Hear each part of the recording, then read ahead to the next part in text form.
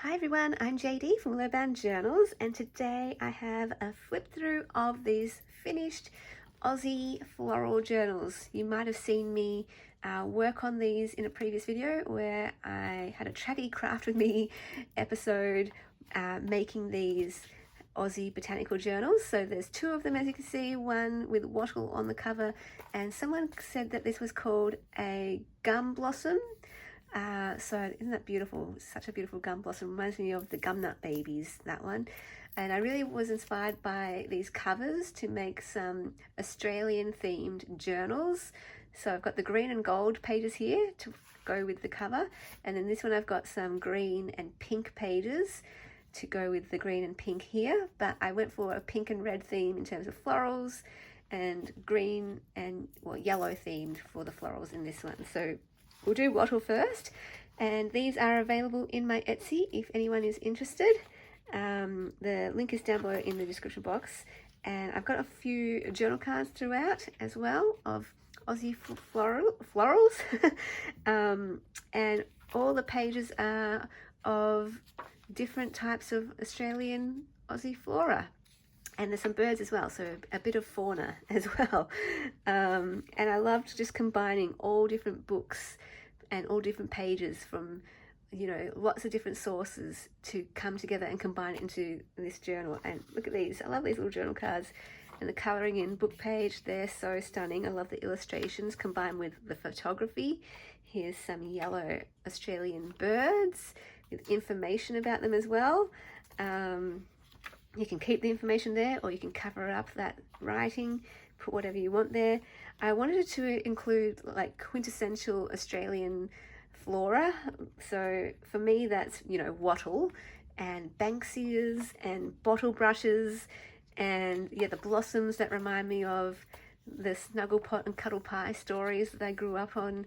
The Complete Adventures of Snugglepot and Cuddle Pie was one of my favorite books when I was a child. So I don't usually do an Aussie theme for my journals, but it was really fun, really fun putting these together. I think it was because I had so many different books, and to be able to combine them all was really fun. Sometimes when I make a journal, I just use one type of book page from one book as the feature pages. Other journals, I use a combination of all different types of pages, and I think I prefer, just that variety. When I'm really making that junk journal style of journal where there's a variety of pages, love this. It's just so fun to put them all together and get all these different sources and combine them into one book.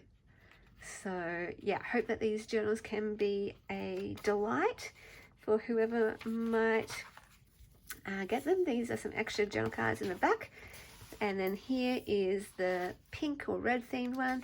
I thought that kind of matched the blossoms on the cover, and then the bottle brush and Banksias. I just think of those as so Australian, so Australian. When I was in primary school, we used to get those bottle brushes and pull off all the petals, I guess you call them, and you get this like velvet stick underneath. You have to peel off the petals first, and then there's this hard crusty part that you peel off, and then underneath that there's this like deep burgundy velvet, and we would use them as pens. We would write on the concrete with them, and it was like, I don't know. Did anyone else do that when you were a kid? So many memories, and I was bringing up other memories. Like there was tan bark at primary school, and would use the tan bark as well to use as pens, and would write on the concrete with the tan bark. And then there was this other tree. It had purple flowers. It was a bush, and you could create soap with it. You mixed it with water, and you rubbed it in your hands, and it made soap. Well, I don't know if it was actually soap, but we called it soap.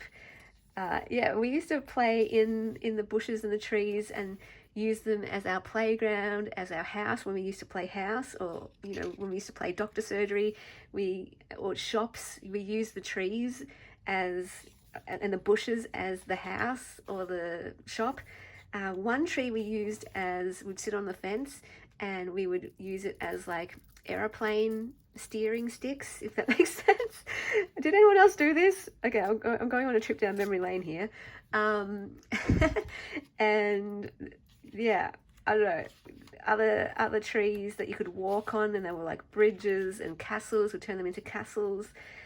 Yeah, so much fun as a kid, just using the Australian wildlife around us, although I don't know if they were native trees, all of them. But anyway, again, look at this. Love, love, love. Just the quintessential Australian flora here. So I was thinking this could be for anyone who loves gardening, who loves natives, who loves Australian flora and fauna, or maybe you're overseas and you just want something like a little taste of Australia. I hope that these journals can be an absolute delight for you.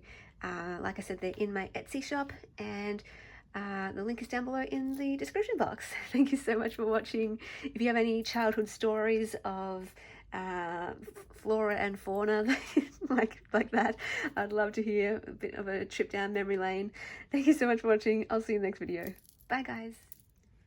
A big special thank you to all my patrons who supported me in January. Thank you so much for allowing me to do what I do here on YouTube, making journals and teaching journaling courses and running creative workshops.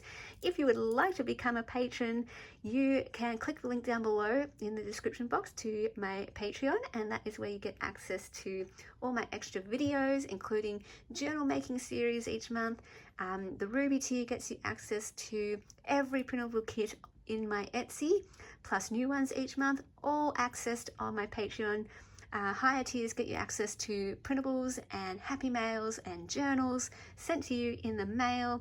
So feel free to check that out, and I thank you so much for your incredible support.